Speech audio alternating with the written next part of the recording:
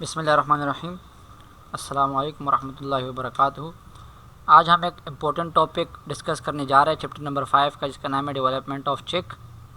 अब development of चिक एक मुश्किल टॉपिक है, लेकिन हमें पढ़ना है चैप्टर नंबर 5 में, इस साल के लिए है। तो पहला सवाल बच्चों का यही होता है कि सर हम चिक की ही क्यों डेवलपमेंट पढ़ते हैं। तो इसका आंसर यहीं पर है। वैसे कोई रीज़न आ जाए तो आप यहाँ से दे सकते हैं, क्योंकि ये शेयर करता है most of the developmental pattern with other vertebrate. जितने भी वर्टिब्रेट्स में जो डेवलपमेंटल पैटर्न होता है वो तकरीबन इसी तरीके से होता है जो कि हमारे पास चिक में होता है। ये हो गया आपका पहला सवाल। अब हम बात करें एग के बारे में।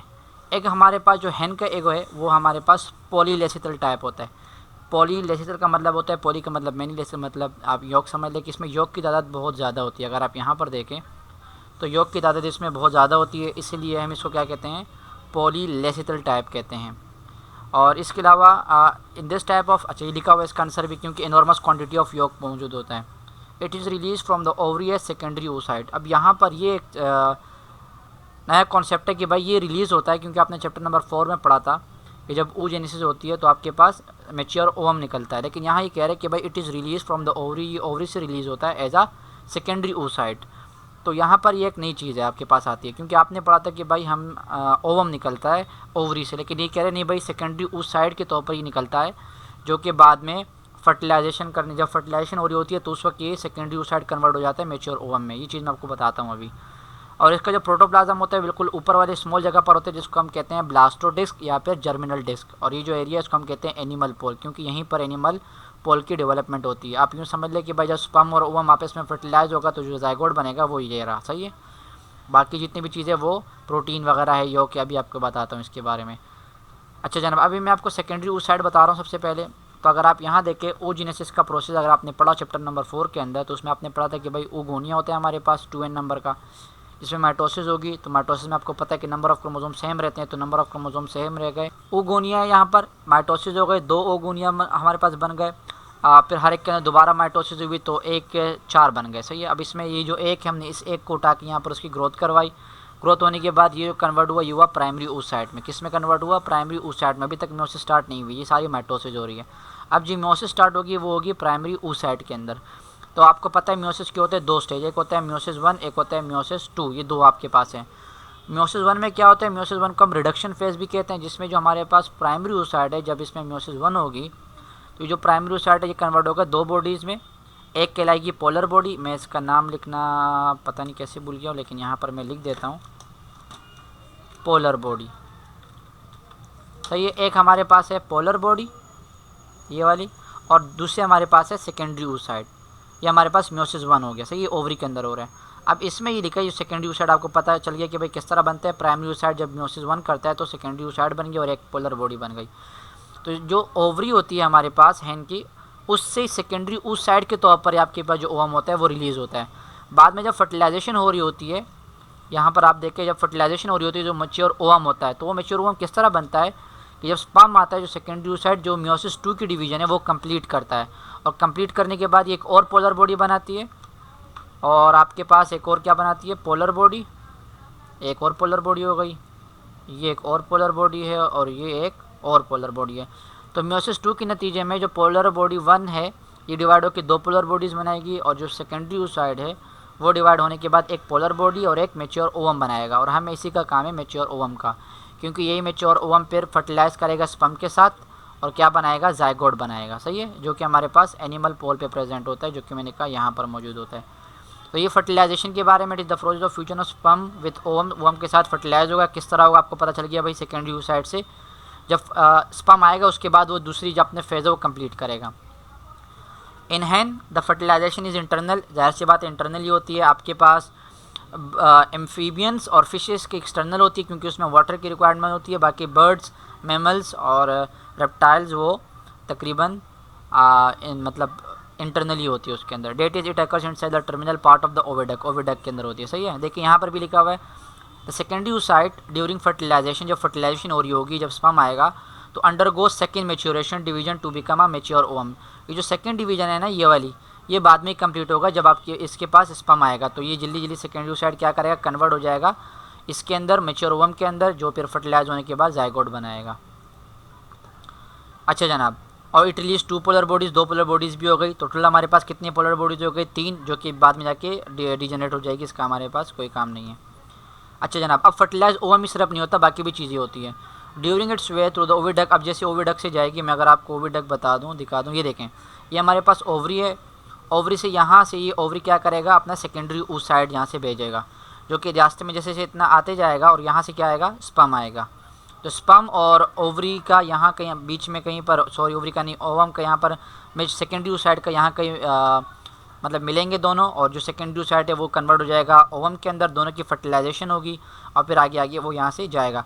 अब रास्ते से जाते वक्त ये सिर्फ जाहिर सी बात है पूरा अंडा होता है, सिर्फ आपके पास जो ऊपर एनिमल पोल है, सिर्फ ये जो चीज़ है ये नहीं होती, सही है ना, सिर्फ ये चीज़ हमें तो पूरा अंडा नज़र आता है। तो रास्ते में ये जैसे ओवडक्ट से गुजरेगा तो ये इसकी एल्ब्यूमिन भी आ जाएगा, इसके ऊपर इसके जो वाइट लाइन मेम्ब्रेन है योग की वो भी आ जाएगी, और इसके अलावा 2 जो शेल है वो भी आ जाएंगे, इसके अलावा जो कैलकेरियस शेल है वो भी आ जाएगा, यानी कि पूरी जितनी भी चीज़ें वो आ जाएगी। और ये 24 आवर के बाद फर्टिलाइज एग जो है ना वो लेड आउट होती है, सही है। तो यहाँ पर मैंने डायग्राम भी बनाई है, अगर आप यहाँ देखें एग की, तो हमने कहा ये एग है, इसमें ये ब्लास्टोडिस्क है या जर्मिनल डिस्क है, जहाँ पर ये फर्टिलाइज जायगोट मौजूद है। इसके अलावा अब जैसे जैसे ये अपने इस रास्ते से यूँ इस तरह जाएगी इसकी तरफ, तो इसमें वजाइना की तरफ, तो इसमें ये चेंजेस आएगी। देखें इसमें ये योक आ जाएगा, इसकी वाइट लाइन मेम्ब्रेन आ जाएगी जो मैंने यहाँ लिखी हुई है, ये एल्ब्यूमन आ जाएगा यहाँ पर इसके ऊपर। अच्छा जनाब, इसके अलावा इनर मेम्ब्रेन आ जाएगी, आउटर मेम्ब्रेन आ जाएगी, इसका कैल्शियम कार्बोनेट का शेल आ जाएगा जो कि सख्त कवरिंग होती है। इसके अलावा यहाँ पर एयर स्पेस होती है जो कि एयर एक्सचेंज के लिए होती है। और एक और चीज़ है यहाँ पर चलाजा, ये ट्विस्टिंग होती है, अगर आप यहाँ से देख लें तो ये देखें ये कुछ ट्विस्टिंग का स्ट्रक्चर होता है। ये जब ये अंदर का ये पूरे योग जब रोटेट कर रहा होता है तो ये ट्विस्टिंग का स्ट्रक्चर बन जाता है, सही है। तो ये हर मर्तबा नहीं होता, लेकिन होता है कभी कभी। तो आपको पता होना चाहिए चलाजा क्यों बनता है, क्योंकि ये योग और जो ये आपके पास है ये जब रोटेट कर रहा होता है पूरा, तो उसकी वजह से ये ट्विस्टिंग का स्ट्रक्चर बन जाता है जिसको हम चलाजा कहते हैं। तो यहाँ पर ये डेवलपमेंट ऑफ चिक और ये फर्टिलाइजेशन कंप्लीट हो गया। फर्टिलाइजेशन के बाद हम क्या करते हैं, हम इसको रखते हैं इंक्यूबेशन में। या चाहिए समझ में आ गया होगा आपको। अब फर्टिलाइज होने के बाद एक मुर्गी ने क्या किया, अंडा जो है ना वो लेड आउट किया 24 आवर्स के बाद। अब इसके बाद क्या होगा, अब जब मुर्गी अंडा दे देती है उसके बाद क्या करते हैं, फर्दर जो प्रोसेस होती है डेवलपमेंट की फर्टिलाइज एग की, वो 36 या 38 डिग्री सेंटीग्रेड पर हम इसको रखते हैं। या तो नेचुरली होती है, जो मदर hen होती है, मुर्गी होती है, वो अंडों पे बैठ जाती है, या फिर आर्टिफिशियल इंक्यूबेटर के अंदर भी आप कर सकते हो, सही है। इस टेम्परेचर में क्या होता है कि जो पूरे डेवलपमेंट ऑफ चिक है वो कंप्लीट हो जाती है। और ये तकरीबन फिर 21 डेज़ के बाद आपके पास जो चूज़ा होता है वो निकल आता है। तो ये इंक्यूबेशन का प्रोसेस हो गया। अब इसके बीच में जब हमने कहा कि भाई जायगोट बनेगा, तो जायगोट के अंदर बहुत सी चीज़ें चेंजेस होगी एम्ब्रियो के अंदर, वो सारा हमने पढ़ना है, सही है। अच्छा देखें, अब जायगोट के अंदर जब चेंजेस आने लग जाएगी तो उसका हम कहेंगे एम्ब्रियो। एम्ब्रियो के अंदर पहले होगी क्लेवेज, फिर बनेगा क्लेवेज के नतीजे में मोरुला, फिर ब्लास्टुला, और फिर होगा गेस्ट्रुला, सही है। और ये सारी जितनी भी क्लेवेज वगैरह होगी ये होगी सिर्फ और सिर्फ ये अपर वाले ब्लास्टोडिस्क के अंदर। किसके अंदर होगी, जर्मिनल डिस्क के अंदर। इसीलिए कि भाई सिर्फ और सिर्फ ये जर्मिनल डिस्क के अंदर हो रही है, इसलिए इसको हम क्या कह रहे हैं, डिस्क्वाड्रल क्लेवेज। क्या कहते हैं हम, डिस्क्वाड्रल क्लेवेज। और फिश, रेप्टाइल्स और बर्ड सब के अंदर ये तकरीबन इनकम्प्लीट होती है, तो इसलिए हम इसको इनकम्प्लीट क्लेवेज भी कहते हैं और मीरोब्लास्टिक टाइप भी कहते हैं इसको। इसमें क्या हो रहा होता है कि इसमें सिर्फ और सिर्फ जो ऊपर की जो ब्लास्टो डिस्क है, जर्मिनल डिस्क है, सिर्फ इसकी डिवीजन होती है, बाकी आपके पास पूरे के पूरे एग में कहीं पर भी डिवीजन नहीं हो रही होती। तो इसलिए इसका नाम है डिस्क्वाड्रल क्लेवेज या फिर मीरोब्लास्टिक टाइप या फिर इनकम्प्लीट। तो अगर हमसे आपके पास रीजनिंग क्वेश्चन में इधर आ जाए कि इस तरह आ जाए कि भाई हैन के क्लेवेज को हम डिस्क्वाड्रल क्लेवेज क्यों कहते हैं, तो आप ये लिख सकते हैं क्योंकि ये रिस्ट्रिक्टेड होती है सिर्फ ब्लास्टो डिस्क के ऊपर, जो कि योग के ऊपर होता है। तो इसलिए हम इसको क्या कहते हैं, डिस्क्वाड्रल क्लेवेज। और ये पूरा डिवाइड नहीं करता ओवम को।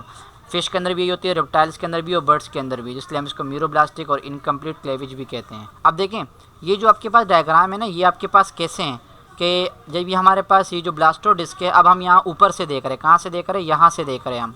ये हमारी आँख यहाँ पर है, सही है, यहाँ पर हमारी आँख है। तो ये हमें कुछ यूँ नज़र आएगा जैसे ये बना हुआ है, ये हमें ऊपर से नज़र आएगा। ये हमारे पास मेम्ब्रेन नज़र आ रही है, वाइट लाइन, और ये ऊपर आपके पास क्या नज़र आ रहा है, ब्लास्टो डिस्क। तो ब्लास्टो डिस्क के अंदर क्लेवेज होगी, पहली क्लेवेज ये हो गई जिसके नतीजे में 2 सेल बने, फिर दूसरी क्लेवेज हो गई जिसके नतीजे में 4 सेल बने, फिर हमारे पास 8 सेल बनेंगे, सही है ना। देखें पहले हमारे पास जो क्लेवेज होगी एक राइट एंगल पर होगी एच इधर की, दोनों वर्टिकल प्लेन पर होगी, पहली की 2, तो एक के नतीजे में 2 बनेंगे, 2 के नतीजे में 4 सेल बनेंगे। उसके बाद जो थर्ड क्लेवेज होगी वो हॉरिजॉन्टल होगी, और हॉरिजॉन्टल होने के नतीजे में हमारे पास टोटल बनेंगे 8, और इस पोजीशन पे जो सेल्स होंगे उसको हम कहेंगे ब्लास्टोमियर्स। क्या कहेंगे? ब्लास्टोमियर्स कहेंगे, सही है। और बाकी जितने भी क्लेवेज है वो हमारे पास इरेगुलर होती है और पूरे के पूरे हमारे पास एक लेयर बनाते हैं सेल्स की। किसके ऊपर? ये जो आपके पास यहाँ इसके ऊपर ये जो जगह है ना ब्लैक, यहाँ पर पूरे के पूरे एक लेयर्स बन जाती है सेल्स की, जिसको हम कहेंगे ब्लास्टोडर्म। क्या कहेंगे? ब्लास्टोडर्म। यहाँ लिखा हुआ है जर्मिनल डिस्क, सही है ना, ब्लास्टोडर्म कहेंगे।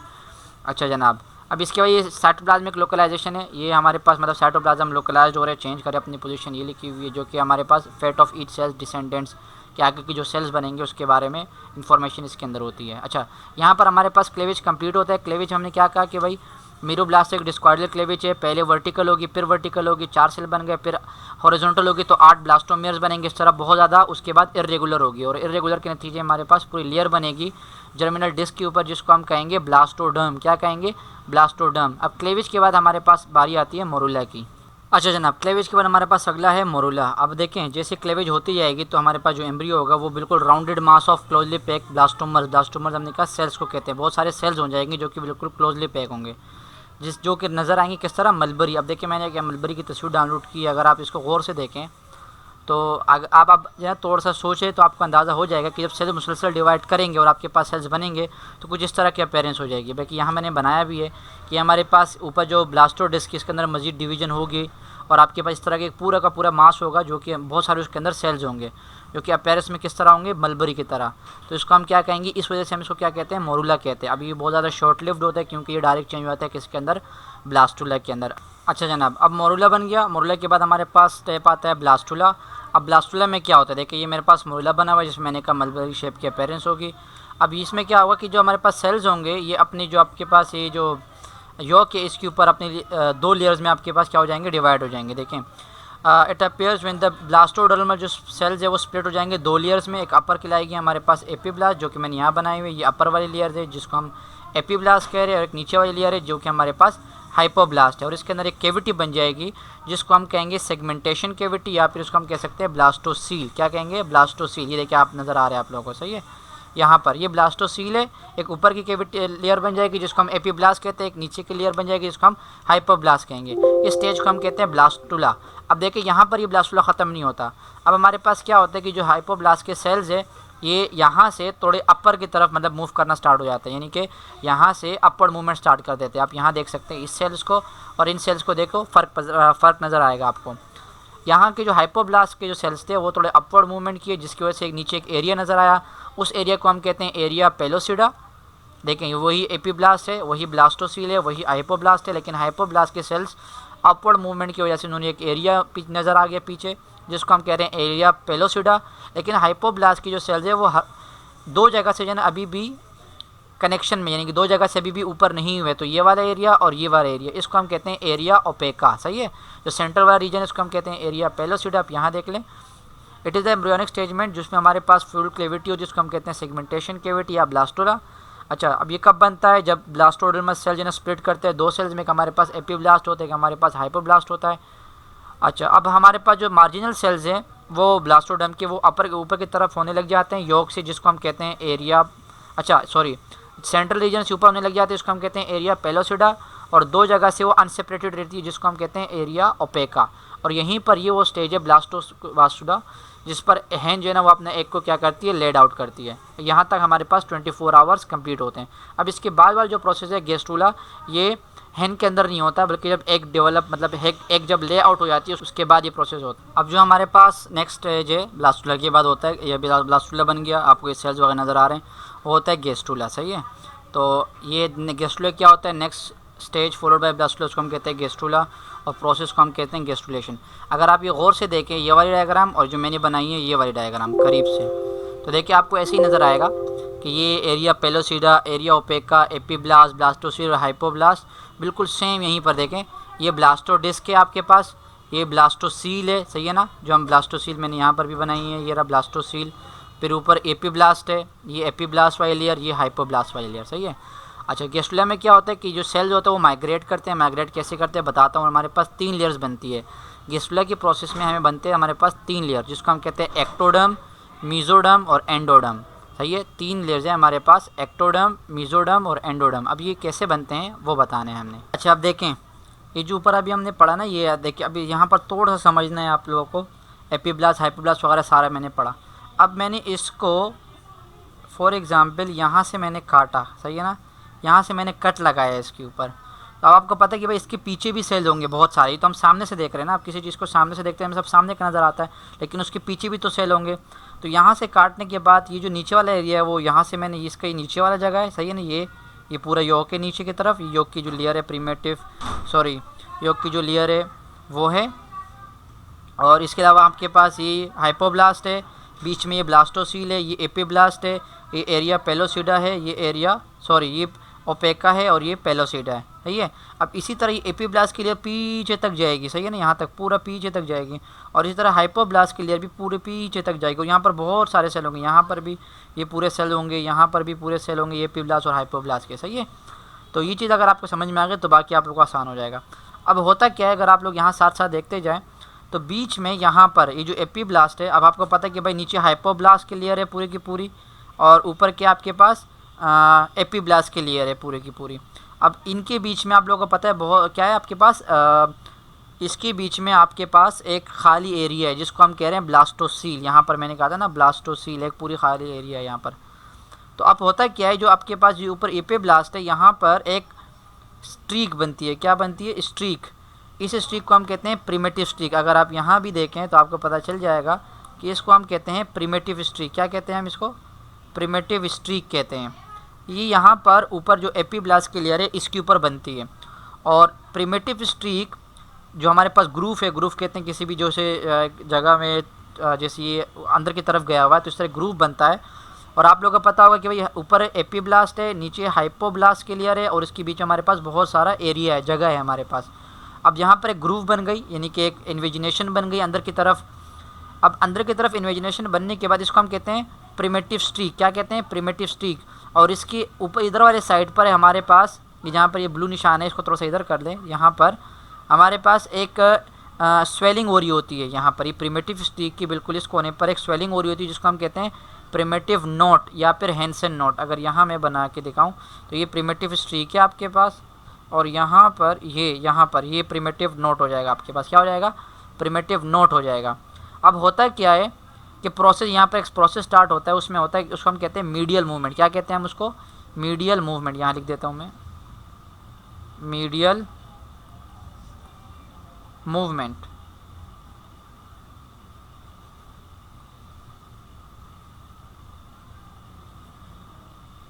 मीडियल मूवमेंट कहते हैं। अब मीडियल मूवमेंट के नतीजे में होता क्या है कि जितने भी सेल्स हैं हमारे पास, यहाँ से ये, यहाँ से पीछे से, इस तरफ से, इस तरफ से, इस तरफ से, ये मूवमेंट स्टार्ट कर देते हैं। यहाँ पर भी बने हुए हैं, सही है ना, ये मूवमेंट स्टार्ट कर देते हैं, प्रिमिटिव स्ट्रीक की तरफ आ रहे होते हैं। जो प्रिमिटिव स्ट्रीक बनी है ना यहाँ पर, ये पूरी यहाँ पर आते हैं और यहाँ से होते हैं वो नीचे गिरते हैं। अब नीचे गिरते हैं ना, तो यहाँ पर हमने कहा भाई ये नीचे की हाइपोब्लास्ट है, हाइपोब्लास्ट के ऊपर हमारे पास ब्लास्टोसील है, तो ये दो जगह भी है। तो जहाँ से सेल्स गिरना स्टार्ट करेंगे, गिरने के बाद वो क्या करेंगे, नीचे की तरफ आएंगे, ये प्रिमिटिव स्ट्रीक के अंदर गिरेंगे। अब यहाँ से सेल गिरते जा रहे इस तरह बहुत सारे ऊपर के जो एपिब्लास्ट के सेल्स होंगे वो नीचे गिरते जाएंगे, सही है ना। अब यहाँ पर कौन से सेल्स गिरते हैं? यहाँ पर दो किस्म के सेल्स होते हैं। कि हमारे पास होते हैं प्रिजम्पटिव एंडोडर्म के सेल, एक हमारे पास प्रिजम्पटिव मेसोडर्म के सेल्स। ये दोनों मौजूद होते हैं एपिब्लास्ट पर। वो मूव करते हैं मिड लाइन ऑफ ब्लास्टोडिस, जो हमारे पास मिड लाइन है, इसके जरिए मूव करते हुए नीचे गिरते हैं, सही है ना। ये हमारे पास जो ब्लास्टोसील है इसके अंदर गिरते हैं। और जो हाइपोब्लास्ट है, अब जो हमारे पास पहले गिरेंगे एंडोडर्म के सेल, पहले हमारे पास गिरेंगे एंडोडर्म के सेल। अब एंडोडर्म के सेल गिरे, एक मिनट यहाँ पर अभी एंडोडर्म के सेल गिरे और वो क्या बनाएंगे हमारे पास, एंडोडर्म के सेल गिरेंगे तो वो एंडोडर्म बनाएंगे, पूरी की पूरी एंडोडर्म की लेयर बनाएंगे, सही है, जो कि हाइपोब्लास्ट के ऊपर बनाएंगे। और हाइपोब्लास्ट के सेल को क्या करेंगे, यहाँ से हटाएंगे। हाइपोब्लास्ट के सेल यहाँ से हटते रहेंगे और एंडोडर्म के जो ऊपर के सेल जो गिर रहे हैं वो यहाँ पर नीचे आएंगे। जो खाली जगह है वहाँ पर एक पूरी की पूरी लेयर बनाएंगे। क्या बनाएंगे? पूरी की पूरी एक लेयर बनाएंगे। तो उस लेयर को हम क्या कहेंगे? एंडोडर्म कहेंगे। क्या कहेंगे? एंडोडर्म। फिर जैसे एंडोडर्म की पूरी लेयर बनेगी तो अब मजीद जो सेल गिरेंगे वो गिरेंगे कौन से, प्रिजम्पटिव मेसोडर्म के। अब यहाँ से जो मजीद सेल गिरेंगे वो मेसोडर्म के बनेंगे। वो जो हमारे पास एंडोडर्म बना होगा वो उसके ऊपर एक और लेयर बनाएंगे, उस लेयर को हम कहेंगे फिर मेसोडर्म। क्या कहेंगे, मेसोडर्म। तो इस तरह हमारे पास 2 लेयर बनती है। दोनों किससे बनती है, हमारे पास एपीब्लास्ट है। इसलिए यहाँ पर लिखा हुआ है कि जितने भी सेल्स हैं एम्ब्रियोन एम्ब्रियो के वो बनते हैं एपीब्लास्ट से। यहाँ पर हाइपोब्लास्ट का कोई काम नहीं है यहाँ पर, सही है ना। हाइपोब्लास्ट का बस यही काम है कि ये इन्वेजिनेशन के लिए सिग्नल भेजता है कि भाई प्रिमिटिव स्ट्रीक बनानी है, तो वो प्रिमिटिव स्ट्रीक बनता है और फिर प्रिमिटिव स्ट्रीक के जरिए जो ऊपर के जो सेल्स हैं वो नीचे जाएंगे। पहले वो एंडोडर्म बनाएंगे नीचे की तरफ, ये बनी हुई है, एंडोडर्म के ऊपर वो बनाएंगे मजीद सेल्स गिरेंगे जो कि बनाएंगे मेसोडर्म। क्या बनाएंगे, मेसोडर्म। तो इस तरह हमारे पास 2 लेयर्स बनती हैं। अब अगर हम पढ़ना स्टार्ट करें तो देखिए एंडोडर्म की फॉर्मेशन कैसी होती है कि जो एपीब्लास्ट के सेल्स हमने कहा वो माइग्रेट करेंगे, प्रिमिटिव स्टिक से वो नीचे गिरेंगे, हाइपोब्लास्ट के सेल के साथ मिंगलिंग करेंगे मतलब मिलेंगे और क्या बनाएंगे, एम्ब्रियो के एंडोडर्म बनाएंगे, सही है ना। अच्छा, जो हाइपोब्लास्ट सेल्स है वो खुद कोई काम नहीं कर रहे होते, मतलब कुछ भी सेल में कंट्रीब्यूट नहीं कर रहे होते हैं, बस ये सिर्फ हेल्प करते हैं फॉर्मेशन ऑफ प्रिमिटिव स्टिक। जैसे मैंने कहा सिर्फ प्रिमिटिव स्टिक को जो बनाने में हेल्प कर रही होती है वो हाइपोब्लास्ट के सेल यानी कि सिग्नल भेज रही होती है, उसके अलावा नॉर्मल डेवलपमेंट का भी इसके अंदर काम होता है। अब जैसे ही ये जो हाइपोब्लास्ट यहाँ से नीचे जाएंगे तो एंडोडर्म से जैसे सेपरेट होंगे तो ये क्या बनाएंगे, सराउंडिंग द योक एक ऐसी सेक बनाएंगे, योक स्टॉक बनाएंगे जो कि सराउंड करेगी योक को और जो आपके पास एम्ब्रियो का मास्ट है उसको, उन दोनों को सराउंड करेगी, सही है ना। तो ये चीज़ें हाइपोब्लास्ट की इतना खास कुछ फंक्शन नहीं है। मेसोडर्म की बात की हमने, एंडोडर्म हो गया। मेसोडर्म में भी क्या होंगे, जो रिमेनिंग सेल्स होंगे वो प्रिमिटिव स्टिक के जरिए नीचे आएंगे, मूव करेंगे लेटरली दोनों तरफ और क्या बनाएंगे, ब्लास्टोसील के अंदर और एक नई लेयर बनाएंगे जिसको हम कहेंगे मेसोडर्म। तो इस तरह हमारे पास यहाँ पर 3 लेयर्स बनेगी। कितनी लेयर बनेगी, एक हमारे पास बन गई कौन सी, सबसे नीचे एंडोडर्म, उसके ऊपर बन गई ये देखें यहाँ पर सबसे नीचे एंडोडर्म बन गई, ये जो ऊपर की नज़र आ रही है ये हमारे पास मेसोडर्म बन गई, और उसके ऊपर जो आखिरी सेल्स बचे वो बन गई कौन सी, वो हमारे पास बन गई एक्टोडर्म। देखिए रिमेनिंग सेल जो कि बचे एपीब्लास्ट पर जो मेसोडर्म माइग्रेट करेंगी, जो बाकी की लेयर बचेगी वो बनाएंगी हमारे पास एक्टोडर्म। तो इस तरह हमारे पास 3 लेयर्स बन गई। कितने लेयर्स बन गए, 3 लेयर्स बन गई। अच्छा देखिए कुछ इस तरह की हमारे पास 3 लेयर्स बनती हैं। मैंने कोशिश की कि मैं बना सकूं। जो ब्लैक वाली है वो एंडोडर्म सबसे नीचे वाली, फिर ऊपर हमारे पास मेसोडर्म बनेगी और एक हमारे पास एक्टोडर्म बनेगी। अब यहाँ पर भी हमारे पास ये कंप्लीट नहीं होता, इसके आगे भी अब हमारे पास चलना है, इसको और भी है। अच्छा देखिए notochord formation and differentiation of mesoderm. अब यहाँ पर मेसोडर्म का काम यहाँ तक नहीं होता, अब मेसोडर्म और भी कुछ काम करती हैं। हमारे पास प्रिमिटिव स्ट्रीक बन गए, हमने कहा यहाँ पर ऊपर क्या भाई हमारे पास ये प्रिमिटिव स्ट्रीक बन गई जिसके ज़रिए सेल अंदर आ गए।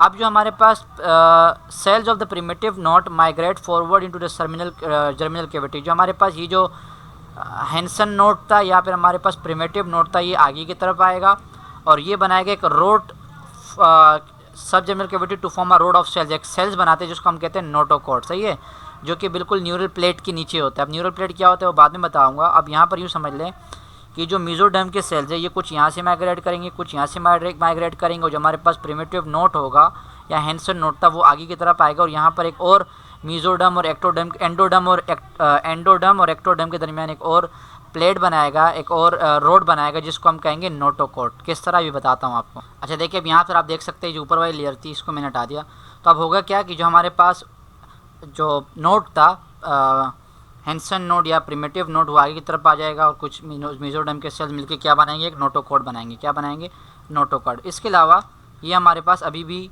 यहाँ पर इसके दोनों तरफ क्या होगी, मेसोडर्म अभी भी मौजूद होगी, सही है। तो कंप्लीट कर ली, सही है। तो दोनों तरफ मेसोडर्म और बीच में एक नोटोकॉर्ड की फॉर्मेशन हो गई, सही है, हमारे पास नोटोकॉर्ड। अब मेसोडर्म जो कि दोनों साइड पर मौजूद है नोटोकॉर्ड के, यहाँ पर भी इस तरफ भी और इस तरफ भी, वो अब डिफ्रेंशिएट होगी 3 रीजन में। अब ये खुद मज़ीद 3 हिस्से में डिवाइड होगी जो कि हमारे पास है एपीमियर, मेसोमियर एंड हाइपोमियर। अब इसको भी मैं डिफ्रेंशिएट करता हूँ कुछ इस तरह से कि इसमें जो हमारे पास ये जो एक सेल है ये 2, ये 3, ये 4,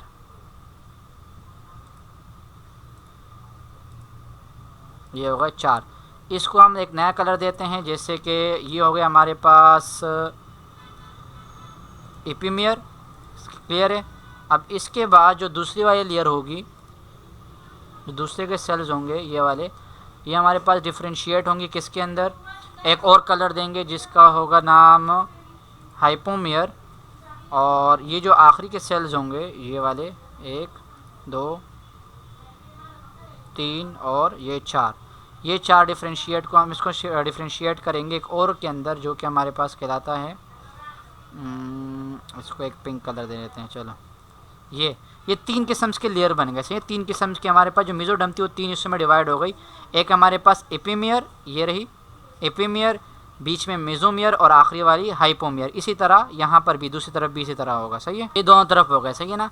तो अब इसको हम नाम देते हैं कि एक ये जो हमारे पास ये है, इसको हम कहते हैं, एक मिनट इसको भी ज़रा मैं ब्लैक कर दूँ।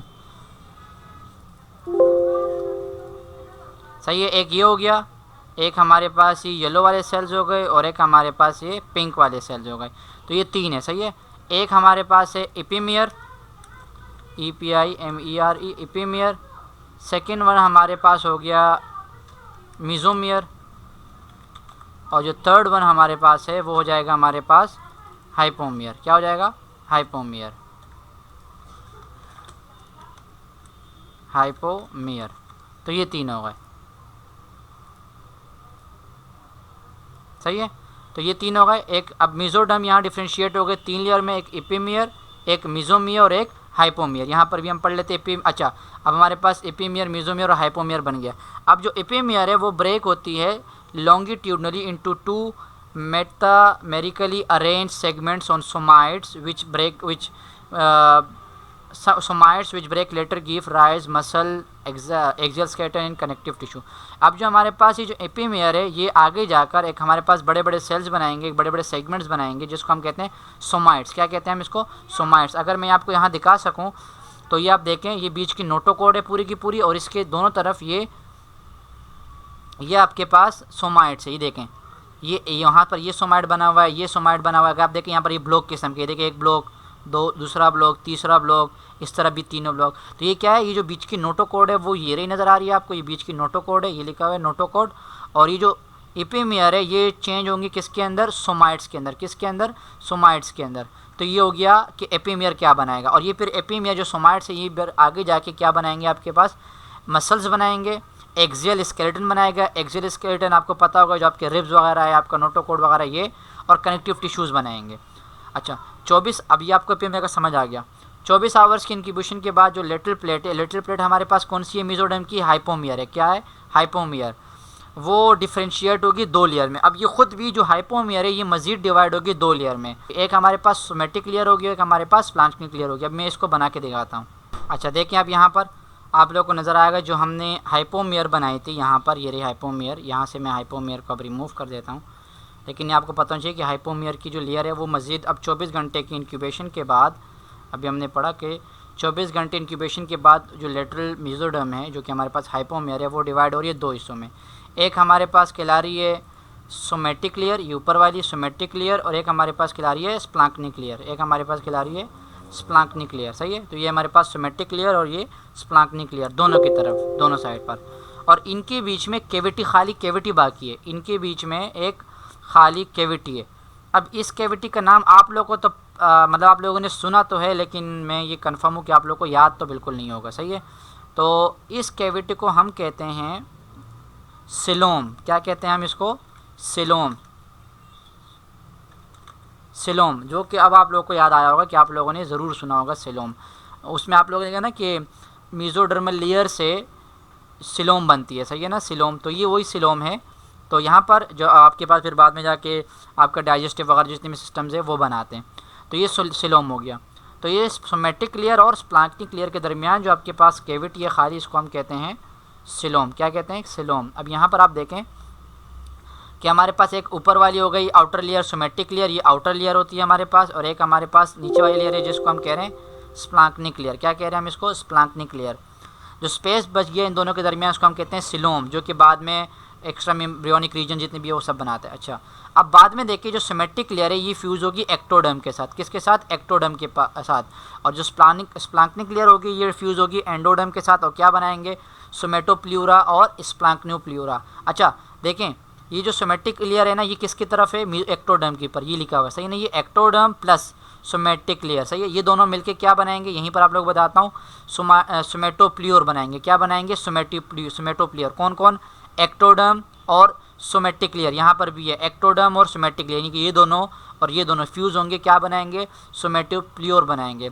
और ये स्प्लांक्निक लेयर, ये रेड वाला, और ये जो नीचे आपके पास एंडोडर्म है, ये दोनों फ्यूज़ होकर क्या बनाएंगे, स्प्लांक्नोप्लियोर बनाएंगे। क्या बनाएंगे, स्प्लांक्नोप्लियोर। और अब आपने एंडोडर्म की पहले की बात की थी कि एंडोडर्म किस तरह बनता है, तो इस तरह ये हमारे पास नोटोकॉर्ड की फॉर्मेशन हो गई। अब हमारे पास एक आखिरी टॉपिक बचा है जिसको हम कहते हैं न्यूरिलेशन। क्या कहते हैं, न्यूरिलेशन। अच्छा देखिए, अब हम समझने वाले न्यूरिलेशन के बारे में। तो हमने बात की थी जब नोटोकॉर्ड की फॉर्मेशन हो रही होगी, जब नोटोकॉर्ड की फॉर्मेशन हो रही होगी, जो एक्टोडर्म सेल है, मतलब यहाँ से ये तो एक्टोडर्म के सामने क्लियर नज़र आ रही है ना, अब इससे पीछे भी बहुत सारे सेल्स होंगे, जैसे हमने यहाँ पर बात की थी।